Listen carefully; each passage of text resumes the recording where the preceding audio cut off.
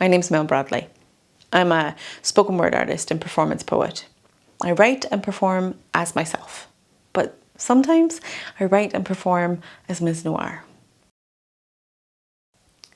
So this time we're going to be talking about finding the voice of the character.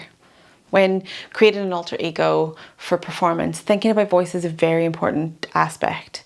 In the same way that you as a person and as a writer, your writing style is very much derived from and coloured by your background, your experiences, and the lens with which you view the world.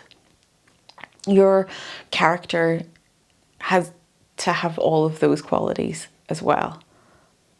This allows you to create depth in the storytelling and their presence and their interactions and how the audience engages with them as your alter ego. The word style was used to describe a writer's mode of expression, their particular way of writing. Certain writers have very distinct flavour that easily identifies their work. Think Edgar Allan Poe. You can lift a piece of his and know instantly that that's Edgar Allan Poe. He has a very macabre style. The Raven is a really good example of persona writing. He uses the unreliable narrator to describe and convey his lost love and ultimately the grief that he feels. So what questions are going to be useful when finding your character's voice?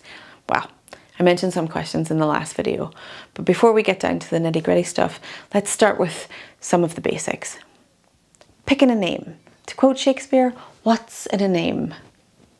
Choosing a name can be a really fun exercise. You can build intrigue with the audience about what the character's all about. Do you want the character's name to reflect their personality traits or their style? I mentioned drag artists. They're really good because a lot of drag artists use wordplay to create their names. And this type of wordplay is used a lot. If you look at David Bowie, Aladdin Sane, or comedic compare Les Ismore is another really good example. There are a lot of character name generators out there online, and I'm sure you've seen those internet name selector memes of like choose your month of birth and your first letter of your first name and last letter of your surname, that sort of thing, or your dragon name is the last thing that you ate written backwards. Ananab, Tanab, Retub, Tunip. Well, now you know what my dragon name is. Now you know what my dragon name is. When choosing Ms. Noir's name, I didn't want to pick a first name for her. I wanted that to be a secret, a bit of a mystery to add some, mystery to her. I think in early exploratory conversations, I said something like, oh, you know, she's been around for so long that not even she remembers what her name is. And then it just sort of tumbled from there. My name, Melanie, means dark or black or of dark complexion. And so Noir seemed to be a good fit. Gender. Will your character conform to any one gender, or maybe you'll decide that they'll defy any idea of gender norms? It's up to you. Just leave that one there. I'm not really into RPGs, but creating an alter ego is kind of like creating a character for your favourite role-playing game. What is your character's age? Have they been around for a long time? Are they some ethereal being or some otherworldly creature? Maybe an alien? Perhaps they're a cannibalistic serial killer with really loose morals. Of course, I'll squeal with pleasure, the thrill of seeing terror strike my lover's eyes. And like my culinary hero, dear, sweet Dr. Lecter, I'll bake the tastiest of pies. Actually, this one was really fun to create. She's a character within the Sins show, and she gets to tell her own story. So there had to be a clear switch between Ms. Noir and her. She's the sweet southern pearls and twin set girl next door, with a passion for cooking, and her favourite chef is Hannibal Lecter. It sounds a lot like an old Lonely Hearts personal classified ad from a newspaper, which actually is a really good tool. Write an ad, a dating ad for your character. Dating sites are a pretty good place to look for how people describe themselves. Another very important thing to think about is the writing style. Thinking on poetic styles and structures, does your character write using a particular poetic form? Maybe they're an unreliable narrator. Maybe your alter ego writes really amazing haikus or univocals. Set the rules of your game and then play by them. But also don't be afraid to change the rules or change direction when you need to. Let your alter ego have room to grow too. For Ms. Noir, the writing style was one of the earliest decisions that I made when I was working on that very first piece.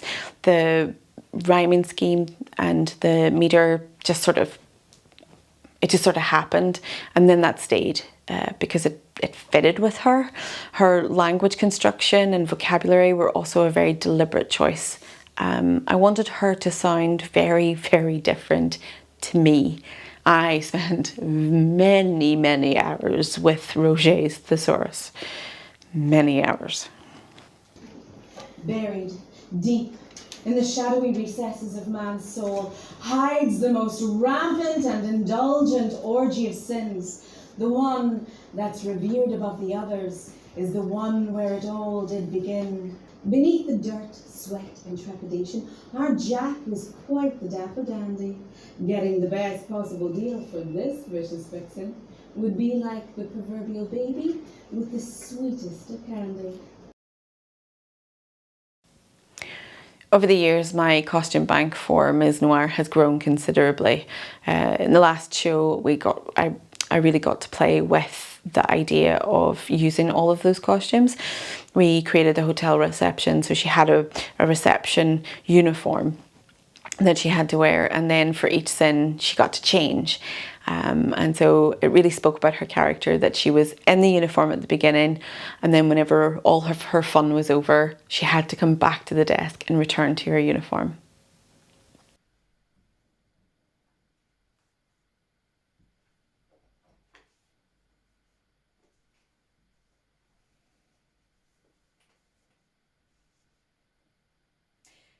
I didn't say my tales would be pretty.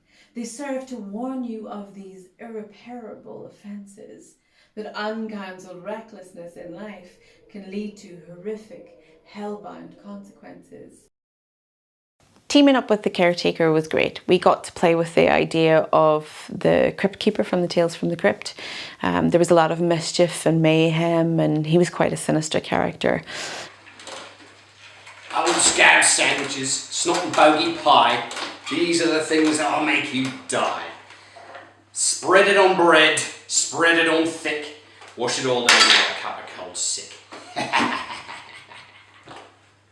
And when I set out initially, I really liked the idea of Ms. Noir being a female, more attractive version of the Crypt Keeper. I liked the setup of her introducing the tales as a moral caution. And we don't actually ever get to hear her story, but that's okay. The audience doesn't have to know all of her details as long as I do. And that's the same for you. So the audience doesn't have to know all of your story as long as you have the backstory in your back pocket. You may never use it in a performance capacity, but it's good to have a sketch in the back of your head.